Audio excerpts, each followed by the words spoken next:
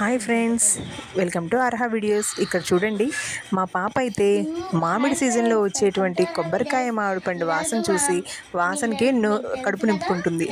చూడండి, ఇప్పుడు తన చిన్న చిన్న చేతులతోటి పక్కనే ఉప్పు కారం కలిపెట్టుకుని చూడండి, చిన్న చిన్న చేతులతోటి ఆ నైఫ్ పట్టుకొని ఆ కొబ్బరికాయ అయినటువంటి మామిడికాయని చిన్న స్లైస్గా కట్ చేసి తను టేస్ట్ చేసి చెప్తుంది.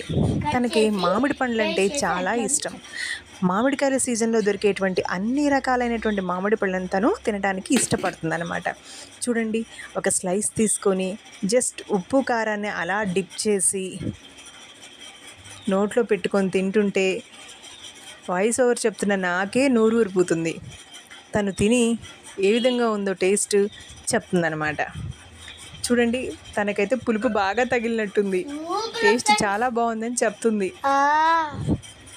మీరైతే ఈ మామిడికాయ సీజన్లో ఈ ఉప్పు కారం వేసుకొని మామిడికాయని టేస్ట్ చేయటం మాత్రం మర్చిపోవద్దు. దీంతోపాటు బంగినపల్లి మామిడికాయలను కూడా పెరుగు అన్నంలో నంచుకొని తినడం అంటే మా పాపకి చాలా ఇష్టం.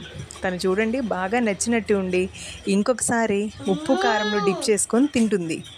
చాలా బాగుంది టేస్ట్ ఫ్రెండ్స్ అని చెప్పడానికి ట్రై చేస్తుంది.